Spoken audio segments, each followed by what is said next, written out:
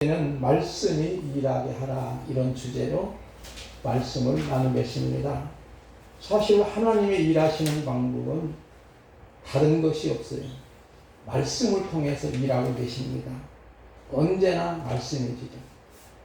요즘에는 임팩트란 말이 있거든요. 영향력인데 그 사람의 가치를 평가합니다.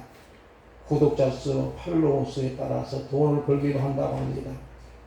특히 정치인들은 자기 유튜브 구독자 수가 인기가 달라지지요. 리더십은 상당히 중요합니다. 그래서 사람들은 어떻게라도 유튜브 구독자 수를 늘리려고 과격한 언행을 서슴지 않는 모습들을 간혹 발견합니다. 물론 사회적인 영향력이 중요하지요. 그래서 한때는 우리 교회도 그것이 콘택트가 되게 됩니다. 그러나 리더십은 거의 다 세상적인 방법이지요. 하나님의 방법, 성경적이지 못했습니다. 그런데도 유명하시다는 목사님들이 수입해서 그 방법대로 적용해서 대담하고 결단력 있고 기업가적인 모습으로 한국교회를 리더하였지요. 당장에 효과적으로 양적인 숫자는 증가됐지만 성숙이 안 돼서 크고 작은 문제들이 발생하기도 합니다. 제가 듣기로는 6.25 때도 주일 예배를 피하는 일이 없던 시대였는데 요즘에 팬데믹 이후에도 가난한 교인이 많고 온라인을 시청하며 예배를 드린다고 합니다. 교회가 몸은 크지만 미숙아가 되어 주일학생 수는 80% 가까이 줄어들고 이 모든 것은 성숙이 없는 성장주의의 부작용이지요. 말씀대로 되는데도 말씀보다는 어떤 리더를 중심해서 어떤 스파 목사를 중심해서 교회가 성장만 했지 성숙은 되지 못했던 안타까움이 있습니다. 교회는 영적인 생명 공동체의 세속적인 방법은 언제나 문제가 다분히 발생하지요. 그래서 결과적으로 유명하다는 목사님들의 중심으로 교단이 생기고 교파가 생기고 파벌이 안타깝게 생기는 모습이 고린도 교회와 똑같은 닮은 모습이지요. 마태복음 5장 48절 보니까 이런 말씀이 있습니다. 그러므로 하늘에 계신 너희 아버지의 온전하신 같이 너희도 온전하라. 이 온전이라는 말은 완전하다는 뜻이 아니고 성숙이라는 뜻입니다. 근데 보통 우리들은 완전한 것으로 여기는데 실제는 성숙이지요. 저도 개척 초기에는 성장을 위해서 리더십 세미나에 많이 참석했고 명문화 교육도 받았지만은 사실 개척 당시 작은 공동체가 코드에 맞는 것은 하나도 없었습니다. 한 200명 정도 돼야만이 맞는다고 하는 얘기를 들었고 정말 그런 것들은 씨알이 먹지 않은 그런 모습이지요. 그렇지만 지금에 와서 지금까지 작은 공동체에 있다고 해서 불평하지 않습니다. 지금까지 주신 사명 감당케 하신 주님의 것이 은혜였지요. 그래서 저는 늘 성도들에게 이런 마음을 갖습니다. 종교인이 되지 말고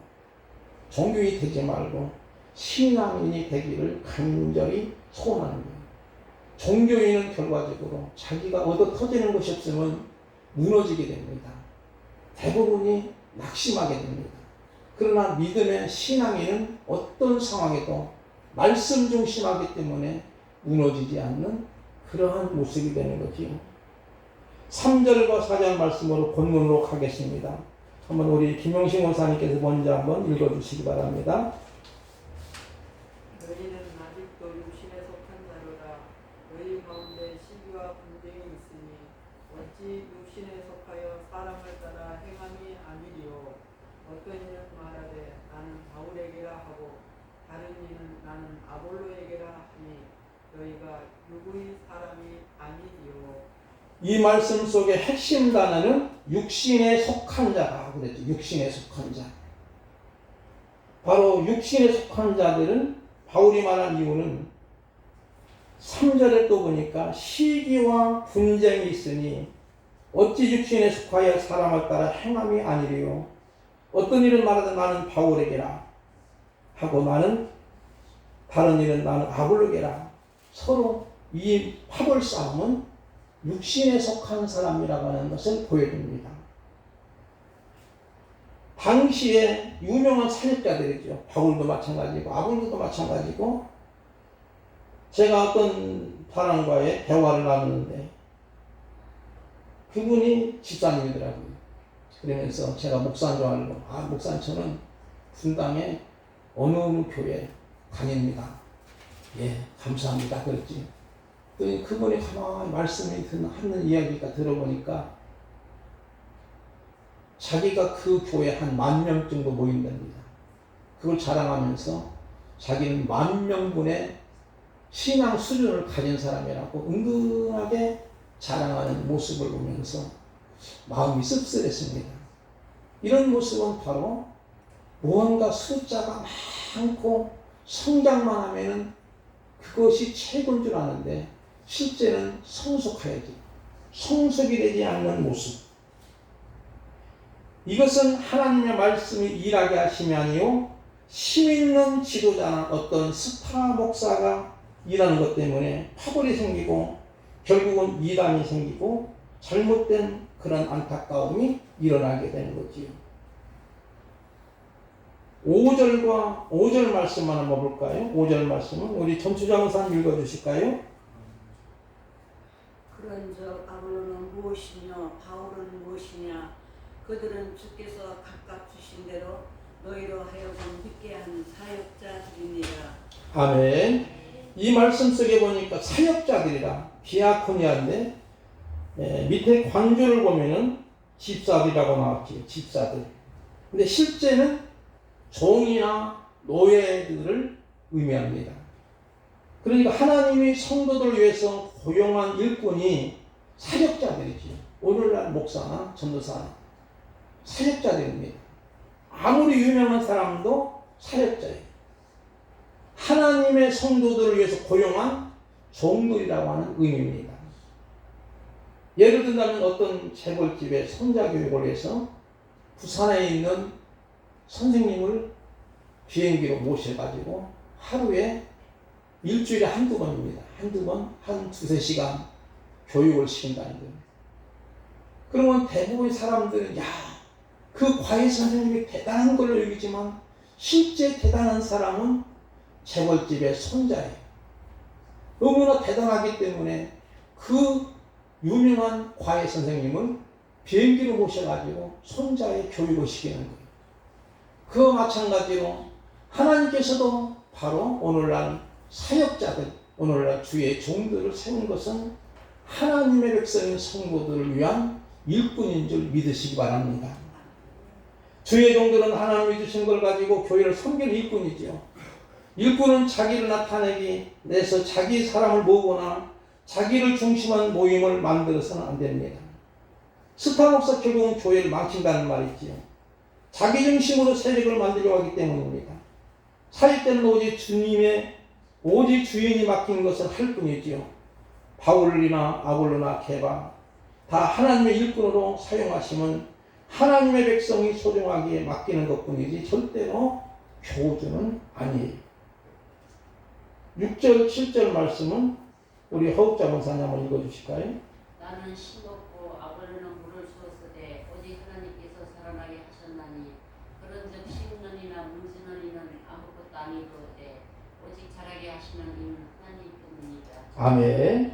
감사합니다. 여기 말씀 보니까 나는 심었고 바울은 심었다는 거예요. 심었고 아볼로는 물을 주었고, 이 말씀은 과거형입니다. 이미 심고 물을 준 거예요. 끝난 거예요. 심고 물 주는 사람은 바로 이분들이죠. 오직 그러나 하나님의 교회, 우리 성도들의 성숙을 자라게 하시는 분은 하나님이신데 이 말씀에는 미래형을 씁니다. 계속적으로 현재와 미래형으로 쓰면서 계속 하나님이 자라게 하는 건데, 어떤 유명한 사람이 자기의 신앙을 성숙시키고 잘 자라게 하는 줄 오해랍니다. 그냥 심고 물만 주고 끝나는 거예요. 자라게 하시는 분은 하나님뿐입니다. 주권을 갖고 계시는 분입니다. 자랄 때 빨리 자라는 것도 있지만 더디게 자란 신호도 있지요. 성장과 성숙은 오직 하나님께 있고 평가도 오직 하나님만이 하실 수 있습니다. 더디 잘한다고 좌절할 필요가 없는 거예요. 빨리 성장해서 주변의 사람들로 칭찬과 박수를 받는 것은 아침 안개와 같은 거예요. 천국에서 건질 것이 없는 거예요. 오늘 우리는 용서받을 죄인인가 용서받지 못한 죄인인가 그 평가는 하나님만이 하시는 줄 압니다. 8절 9절 말씀을 보겠습니다. 우리 김재훈 입사님. 심는 이가 물 주는 이가 일반이나 각각 자기 일하는 대로 자기 상을 받으리라.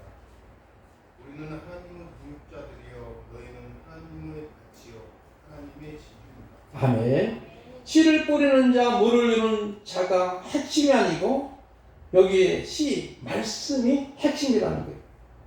심고 물을 주는 자가 어떤 신비한 능력이 있는 것이 아니라 모든 것 자라게 하시는 하나님이십니다. 그리고 하나님의 일꾼으로 각자 맡은 역할에 충성을 다하는 거예요. 우리가 너무나 잘 아는 대로 고린도전서 4장 2절 말씀처럼 맡은 자에 구할 것은 충성이라는 거죠.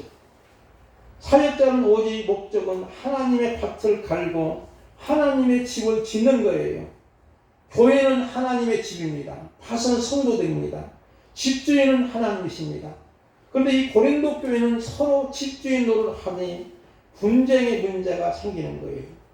하나님은 집주인으로 책임지시는 가장이시죠. 그러나 사람이 가장인 경우에 어려운 일을 당하면 회피하고 맙니다. 그러나 하나님이 가장이신 집안은 하나님의 질서대로 움직여 나가는 거예요. 10절과 11절 말씀 볼게요. 우리 차인성 권사님 읽어주실까요? 때에 주신 하나님 은혜를 따라 내가 지혜로운 건축자와 같이 터를 닦아둠에 다른 이가 그 위에 세우니 그러나 각각 어떻게 그 위에 세울지를 조심할지니라. 이 닦아둔 것 외에는 능히 다른 터를 닦아둘 자가 없으니 이 터는 곧 예수 그리스도라. 아멘. 여기 핵심 단어는 이 터는 곧 예수 그리스도라는 거예요. 다른 터에 어떤 유명한 목사님의 비전에 터를 세우는 것이 아니에요. 만약에 그렇다면 담임 목사가 바뀔 때마다 터전이 달라지니 세울 수 있는 거예요. 그러나 이 터는 바로 예수 그리스도입니다. 터전의 의미는 내가 예수님을 많이 주여 주여 외친다고 해서 되는 것이 아니에요. 좋은 터가 아니에요. 어떤 분들은 할렐루야 아멘 많이 하면 그분이 좋은 믿음을 가진 것으로 여기는데 사실은 그렇지 않습니다.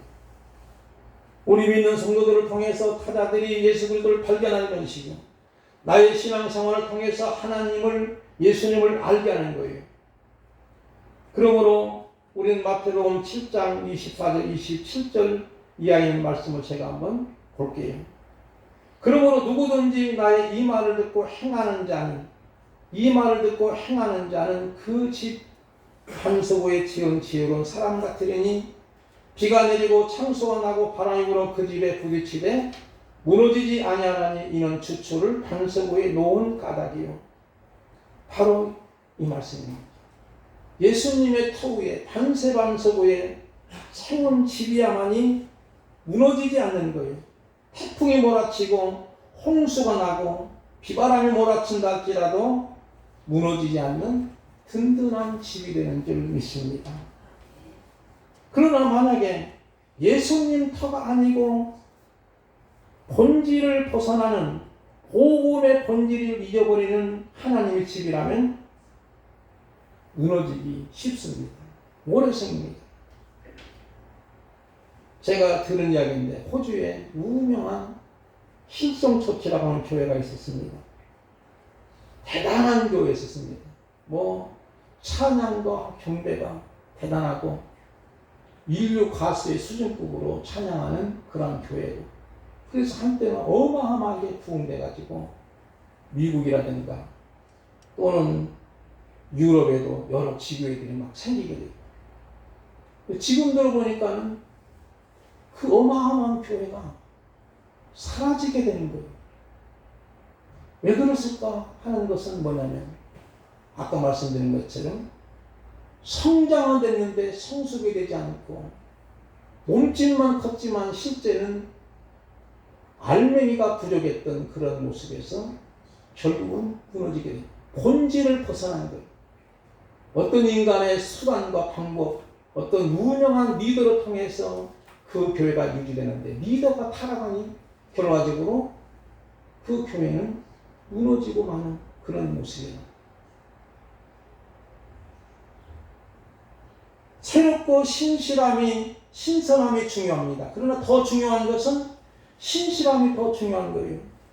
그러므로 우리는 매일매일 주옥 같은 복음 앞에 밝게 예수 그리스도 위에 세워야 됩니다. 말씀 앞에 또는 십자가 복음 앞에 우리가 세워져야만이 어떤 상황이 있더라도 비바람이 몰아치고 아무리 시련 있고 역경 있고 고난 있고 그런 상황이 있더라도 우리의 믿음은 무너지지 않고 오히려 더 견고해지고 믿음의 근육이 더욱더 활성화되는 줄 믿습니다. 그러나 만약에 믿음이 연약하고 아직도 성장만 추구하는 분들은 무엇인가 되는 것이 있으면 믿음이 좋은 척 하지만 되는 일이 잘 안 되면 그냥 낙심하고 낭망하시는 거예요. 그게 물론 인간의 연약성이죠. 그러나 중요한 건 뭐냐? 바로 어떤 시련과 역경 속에서도 내가 시련은 있어도 실패는 없다고 하는 믿음의 사람이 된다면 반드시 그 믿음의 힘을 통해서 승리자가 되는 줄 믿습니다. 12절부터 15절까지 말씀을 보겠습니다. 교도관입니다. 제가 12절 말씀 정확히 보지 않았기 때문에 만일 누구든지 금이나 은이나 보석이나 나무나 풀이나 집으로 이 터위에 세우면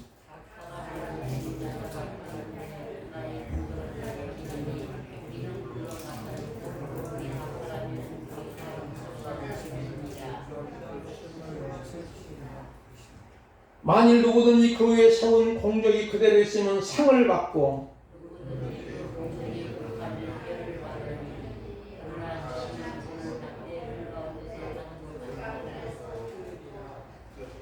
아멘. 이 말씀 전체적인 흐름은요, 자제가 중요하다는 거예요. 자제가 중요한 거예요. 자제의 품질의 중요성은 어떤 불의의 사고에서도 그 차이를 알 수 있는 거예요. 고린도 교회는 세상적인 가치로 그 자제를 삼아 성장으로 몸집은 크지만 영적으로 유치했던 거예요. 요즘에 뉴스를 보니까 순살 아파트라는 얘기가 나오고 나는 무슨 뜻인가도 몰랐어요. 처음에는 순살 아파트는 좋은 아파트인 줄 알았지. 왜냐하면 언어가 좋잖아요. 순살. 근데 사실은 철근이 빼먹고 그냥 살로만 지었다는 거예요. 우리 인간으로 말하면 뼈는 없고 살만 있다는 거예요. 그런 아파트는 얼마 안 가면 무너진다는 거죠. 전수조사를 쭉 하고 있지만 그거 정말로 대체적으로 어마어마하게 부실공사가 많은 거예요. 그런 안타까운 모습을 보면서 우리의 교회도 마찬가지고 여러분의 믿음의 인생의 집도 바로 자제가 굉장히 중요한 거예요. 그냥 좋은 자제를 쓰면 어떠한 불의의 사고도 절대로 그 자제로 통해서 넘어지거나 쓰러지거나 무너지지 않는 그런 모습이 되는 거죠. 오늘 우리의 성장의 목적은 예수 그리스도가 되어야 됩니다. 영적인 점검으로 터와 자제를 점검해야 되죠. 나의 터는 과연 예수 그리스도인지, 나의 자제는 정말로 믿음의 힘으로 감당하는지, 이것을 우리는 감당해야 돼요. 그 점검은 본질과 본질에 맞는 방식이 됩니다. 우리가 나를 움직이게 하는 분은 예수 그리스도인가 아니면 상황인지 욕망인지 살펴됩니다. 다윗은 그래서 언제나 이렇게 신앙을 고백하지요. 우리가 너무나 잘 알지요. 시편 23편 6절 보니까 내 평생의 선하심과 인자하심이 반드시 나를 따르니 내가 여호와의 집에 영원히 살리로다. 바로 여호와의 집에 영원히 살겠다는 거예요. 오늘 저와 여러분들 이런 신앙 고백이 있어지기를 바랍니다. 우리의 삶에 아버지 집이 그림 있으면 마음의 고요한 평화가 깃들입니다. 또한 성부, 성자, 성령의 넘치는 사랑을 통해서 나를 통해서 넘치는 사랑이 흘러감을 끝없이 묻고 대답하는 삶이 합당한 지지키기에 아브라함도 하나님 선택했을 때 본토 친척 아비집을 떠나라는 거지. 그리고 약속하시기를 너는 큰 민족을 이루고 내게 복을 줘 내 이름을 창대케 하리라 너는 복이 됐지라. 아브라함이 그 본토 친척 아비집을 떠났으면 집이 없이 가난하게 사는 거 아니에요. 천막을 치고 사는 것도 아니에요. 성경에 보니까 말씀대로 창대하게 살고 심지어는 조카 롯이 유혹을 처할 때에 자기의 가병 318명을 출동시켜서 롯을 구하고 탈출당한 것들을 찾아오게 되는 거예요. 그는 모든 거 하나님의 집에 걸었던 거예요. 결과적으로 그래서 독자 이삭을 드리기도 합니다. 이 같은 모든 것은 아브라함의 삶은 하나님의 집에 바라보았기 때문이지. 말씀을 맺기질러 합니다. 우리가 하나님께 받은 역할을 난 장마다 다를지라도 그 일은 하나님이 주신 것을 동의합니다. 더 중요한 것, 덜 중요한 것이 있는 것도 아니에요. 혹시 사람들 앞에 내가 하는 일이 더 중요하기에 더 큰 상을 받을 것이라고 생각하십니까? 그런데 하나님이 주시는 상의 기준 우리의 생각과 다릅니다. 하나님의 밭은 성도들이고 집은 하나님의 나라 집이고 사역자들은 서빙하는 자예요. 그러므로 우리는 중요한 것은 내 신앙의 성숙은 언제나 말씀을 통해서 성숙이 되는 거예요. 그래서 바울이 사도행전에 보니까 이렇게 고백하고 권면하는 모습이 나오지요. 사도행전 20장 31절 32절 보겠습니다. 그러므로 여러분이요 일깨어 내가 3년이나 밤낮 쉬지 않고 눈물로 각 사람을 훈계하던 것을 기억하라. 지금 내가 여러분을 좋아하며 그 은혜의 말씀에 부탁하노니 그 말씀이 여러분을 능히 든든히 세우사 거룩하게 하심을 입은 모든 자 가운데 기업을 있게 하시리라. 여기 보니까 그 은혜의 말씀에 부탁하니 바로 말씀에 부탁하지 유명한 후배자에게 또는 후계자에게 부탁한 것이 아니라 그는 반드시 하나님의 은혜의 말씀에 부탁합니다. 그래서 우리 신앙이 성장과 더불어 성숙해지면요 우리 기독교인은 사회의 등불이 되는 줄 믿습니다. 세상이 교회를 걱정하고 세상이 목사들을 무시하는 시대가 왔습니다. 왜 그럴까요? 성장은 됐는데 성숙이 되지 않으니까 사회로부터 지탄의 대상이 되고 심지어는 목사님들 먹살하고도 하고 이렇게 많이 지탄하는 안타까운 모습은 뭘까요? 무엇인가 지금 단추를 잘못 끼는 겁니다. 저와 여러분들은 오직 하나님의 말씀으로 내 믿음이 성숙되어지면 처음에는 고난이 있을 수도 있어요. 힘들 수도 있습니다. 어려움이 있는 거예요. 말씀대로 살 때는 부딪히는 갈등들이 있는 거예요. 그렇지만 그 갈등을 초월하게 되면 반드시 하늘의 영광을 보는 줄 믿습니다. 바울은 은혜의 말씀에 부탁하면 그 말씀이 일을 하기 때문이죠. 오직 모든 세상 역사는 하나님의 말씀대로 이루어집니다. 말씀대로 따라가면 우리 인생집이 반석에 세운 집이 될 겁니다. 하나님의 말씀이 일하게 하면 우리의 믿음의 집, 인생의 집, 예수 그리스도의 터 위에 짓는 집으로 무너지는 법이 없는 겁니다. 우리 하나님은 좋으신 하나님이십니다. 얼마나 좋으실까? 저는 이렇게 생각해 봤습니다. 하나님은 우리 모두를 행복하게 해주시는 자신 있는 분이라고. 우리가 이 사실을 온전히 믿으면 들리게 됩니다. 두려울 것이 없는 거예요. 예수님이 세례를 받으시고 하늘로부터 소리가 나게 음성을 들렸는데 내 사랑하는 아들이라 내가 너를 기뻐하라 하시니라. 이 말씀 우리 모두에게 영원토록 들려지기를 주님의 이름으로 축복을 드립니다. 우리 찬양을 올리겠습니다. 찬송가 203장